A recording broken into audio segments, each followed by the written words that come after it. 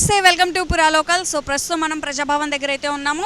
ప్రజలు ఎన్నో సమస్యలతో అయితే ప్రజాభవన్ దగ్గరికి రావడం జరుగుతుంది. అండ్ యాక్చువల్గా మనం ఇప్పుడు వాళ్ళతో మాట్లాడే ప్రయత్నం చేద్దాం. వాళ్ళకి ఎలాంటి సమస్యలు ఉన్నాయి అండ్ ఇప్పటిదాకా వాళ్ళు ఎన్నిసార్లు ప్రజాభవన్ ఆశ్రయించడం జరిగింది అండ్ వాళ్ళకి నిజంగా జస్టిస్ జరిగిందా లేదా అన్నది వాళ్ళ మాటల్లో తెలుసుకుందాం. ప్రస్తుతం మన దగ్గర అయితే కొంతమంది బాధితులు ఉన్నారు. సో వాళ్ళతో మాట్లాడే ప్రయత్నం చేద్దాం. అన్న చెప్పండి, మీరు ఎక్కడి నుంచి వచ్చారు, మీ పేరు? మేము నిజామాబాద్ నుంచి వచ్చినామండి.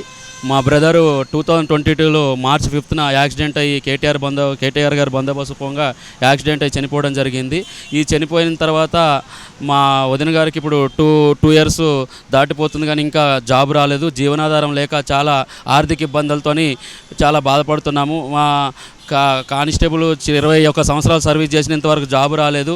దయచేసి మన గౌరవనీయులైన రేవంత్ రెడ్డి గారు దీని మీద స్పందించి వాళ్ళ కుటుంబానికి జీవనాధారం లేదు కాబట్టి దయచేసి కంపల్సరీ జాబ్ ఇప్పించి వాళ్ళకు ఆదుకోగలరని మా యొక్క విజ్ఞప్తి. ఎందుకంటే ఒక చిన్న పిల్లోడు ఉన్నాడు. మా చనిపోయిన అల్ల సుదర్శన్ రావు వాళ్ళ ఓల్డ్ పేరెంట్స్ ఉన్నారు. వాళ్ళకి కూడా ఇబ్బందులు అవుతున్నాయి. ఒక కొడుకు కోల్పోయి ఒక బాధతో ఉంటే ఇంక కోడలికి ఉద్యోగం రాక ఇంకా జీవనోపాధి అంతా కోల్పోయి చాలా ఆర్థిక ఇబ్బందులతో బాధపడుతున్నాము.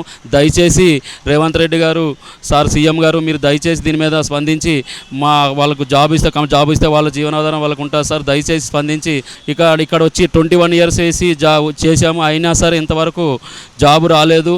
మాకంటే వెనక చనిపోయిన వాళ్ళకి ఇక్కడ లోకల్ వాళ్ళకి జాబ్ వస్తుంది కానీ మేము ఇక్కడ ఉద్యోగం చేసి మా యొక్క బాధల్ని తెలుసుకొని దయచేసి తొందరగా జాబ్ ఇప్పించే ఏర్పాటు చేయగలరని గౌరవనీయులైన సీఎం గారికి కోరుకుంటున్నాను. సో మీరు ఎన్నిసార్లు వచ్చారు ప్రజాభవన్ దగ్గరికి?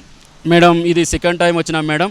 మాకు దీంట్లో వెంటనే మనం ఏదైతే అక్కడ అప్లికేషన్ ఇస్తామో మనకు రిఫరెన్స్ వస్తుంది. రిఫరెన్స్ నెంబర్ తర్వాత మా గౌరవనీయులైన కమిషనర్ గారికి కూడా ఇట్లా వచ్చి ఇచ్చారు. మీకు ఇది గవర్నమెంట్లో పెండింగ్ ఉందని మాకు చెప్పడం జరుగుతుంది.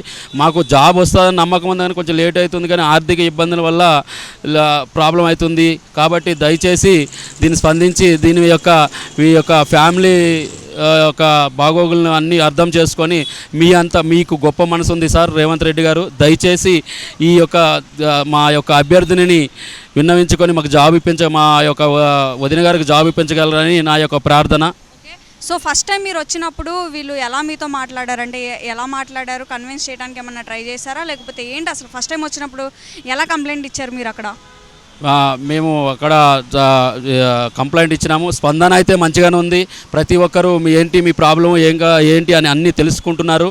ఇక్కడికి వెళ్ళండి, మీరు అక్కడికి వెళ్ళండి అని మంచిగా వివరంగానే చెప్తూనే ఉన్నారు. అటువంటి స్పందించకపోవడం అంటూ ఏం లేదండి, మంచిగానే స్పందిస్తున్నారు. కాకపోతే ఏంటంటే మాకు చనిపోయి 2 సంవత్సరాలు దాటుతుంది కాబట్టి ఇంతవరకు జాబ్ రాలేదు, ఒక బాధ ఉన్నది. దయచేసి గవర్నీలైన రేవంత్ రెడ్డి గారు దయచేసి మీరు అన్ని పనులు మంచిగానే నిర్వహిస్తున్నారు.